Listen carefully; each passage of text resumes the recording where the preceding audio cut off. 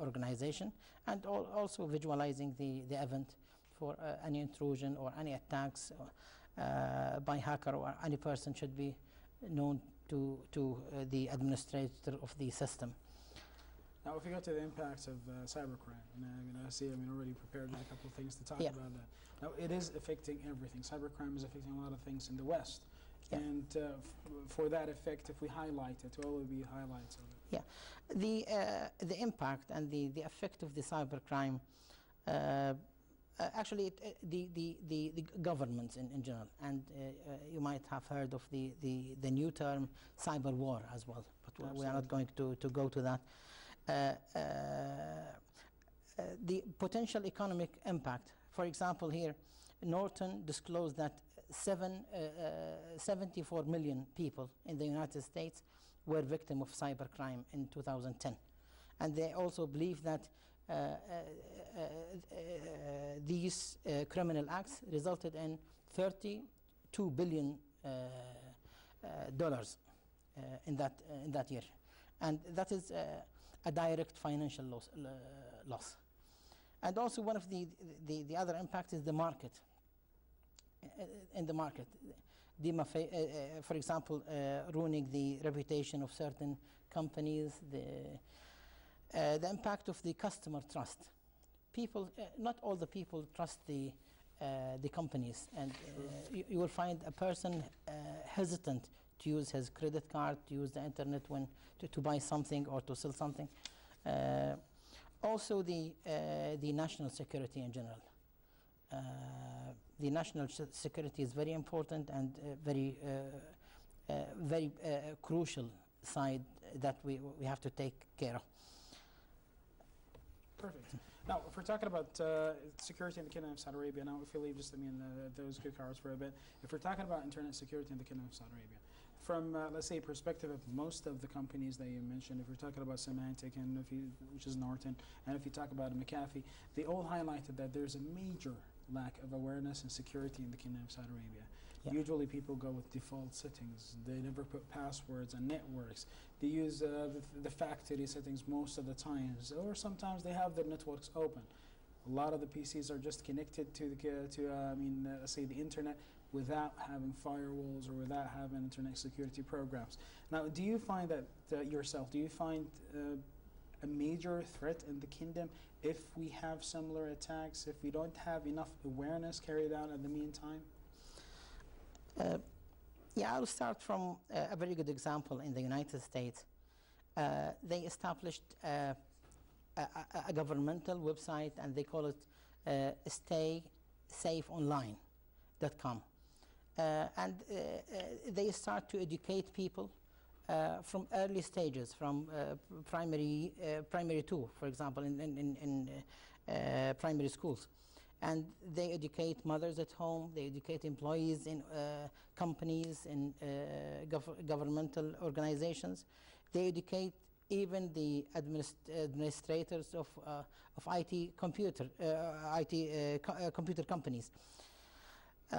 So these organizations who care about educating the population, educating the people, we have some here. For example, we have a chair of Prince Migran bin Abdulaziz in King Saud University. Also, we have a very good center for IT security in King Saud University as well. Shura Council, they recommended an organization to look after the cyber security this year, I believe. We have in Saudi Arabia also a cybercrime law. And I think it's very simple recommendations that we can give the people, normal people. Okay. We can tell our children, our families. If we are teaching in school, we have to tell the kids, students in the schools and universities. As you said, passwords, and if you look at the internet, you will find funny and silly statistics about these words. You will find how many times the users around the world they use, for example, N as a password. And you might have heard of one of the incidents. His password is 12345. I don't want to mention that incident now.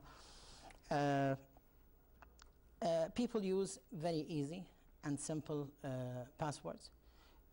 People they download from everywhere. They test, and sometimes it's a curiosity to see what's this problem, and in the same time they log into their bank's account from the same yes, from the same machine, using their the bank passwords. People might have downloaded spyware or Trojan or viruses without having noticed about it. And I think it's a matter of habit, a matter of education, and it's not that difficult for schools or for organization.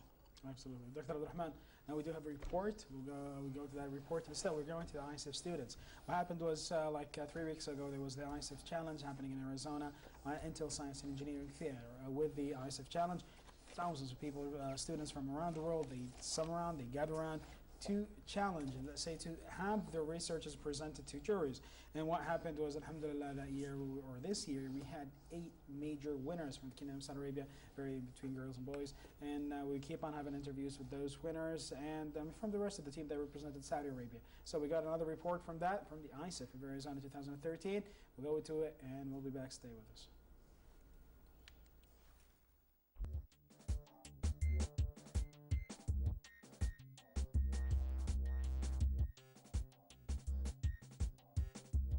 Hello, my name is Sheikha Shouesh, and I'm from At-Tarbiyah Al-Islamiyya Schools in Riyadh, Saudi Arabia. My project is a study of the capture rate quantification on magnetic nanoparticles for their use in biomedical applications. As we all know, nanoparticles and nanotechnology has revolutionized life as we know it. The newly discovered ability to see nanoparticles has opened up a world of opportunities in a variety of industries, including medicine, biology, chemistry, and even physics. So what we try to do is that we try to apply these magnetic nanoparticles to the world of biology and medicine. And how we did that was that we tried attaching biological and non-biological entities to magnetic nanoparticles using a streptavidin and biotin covalent bond. And that resulted in a wonderful attachment that hopefully the numbers this project provides are being used to model the sensitivity and develop novel or modern biomedical applications such as lab-on-chip devices and drug delivery systems that will hopefully help save a lot of people's lives.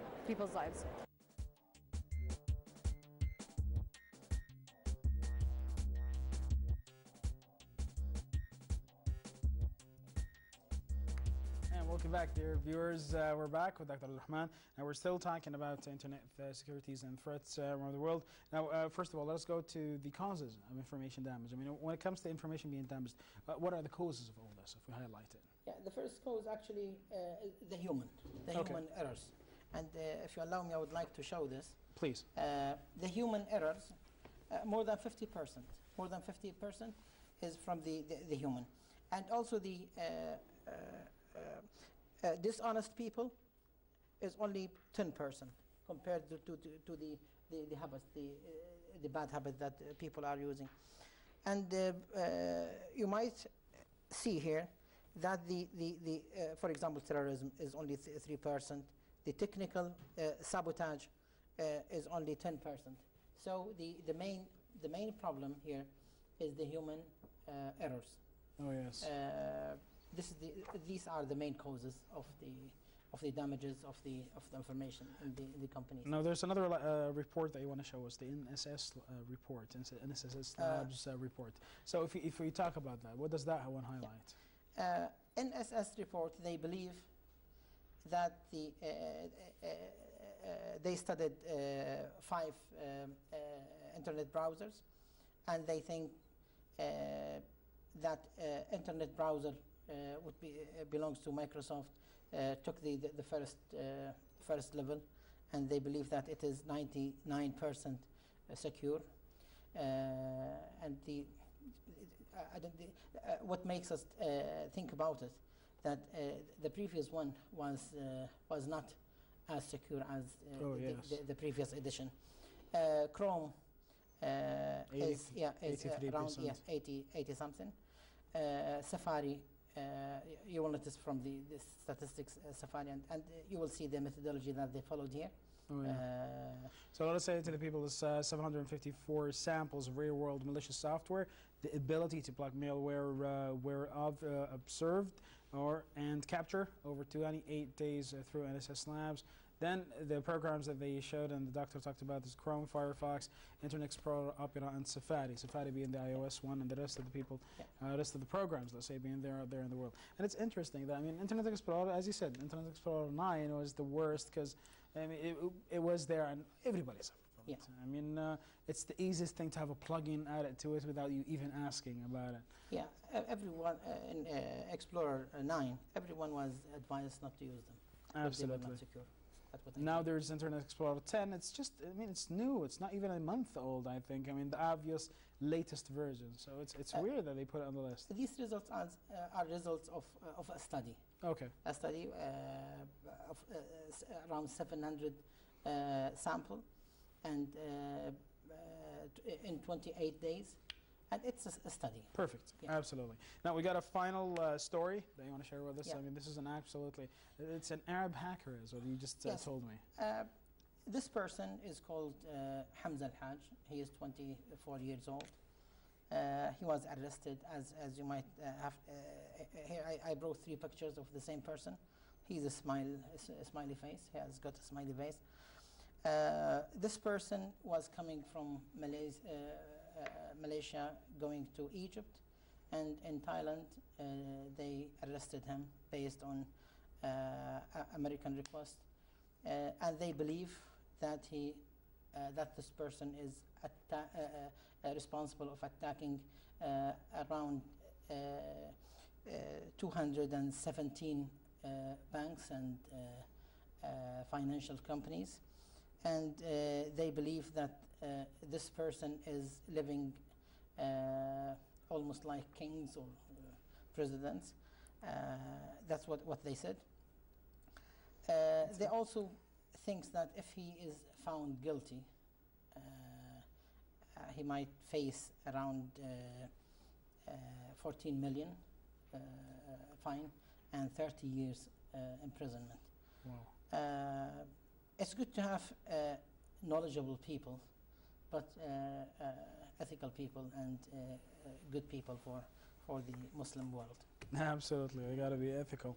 Now, Dr. Abdurrahman, I mean, it was an absolute honor. We thank you very much for your time today.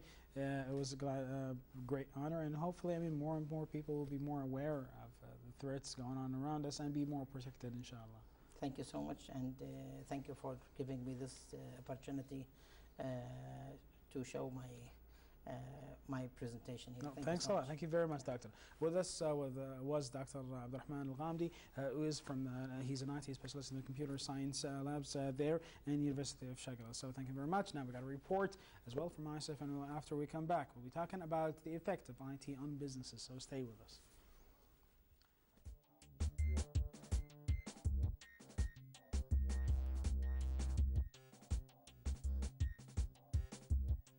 So, first of all, I would like to welcoming you here in King Abdullah Institute for Nanotechnology. I'm Dr. Ahmed Al-Touni. I'm assistant professor in the institute, and I will give you a brief explanation about the institute, and we'll begin with microscopy facilities. In that facility, we have 3 kinds of microscope. First, a focused ion beam. Second, a scanning electron microscope. And third, a transmission electron microscope. Okay, so now I will just go to explain some information about the focused ion beam. This machine helps us to prepare bulk sample for transmission electron microscope. In order to observe a bulk sample for transmission electron microscope, it should be very thin sample, like that one, with thickness around 100 nanometer. This cannot be done unless we use this kind of machine. This machine has an ion source that it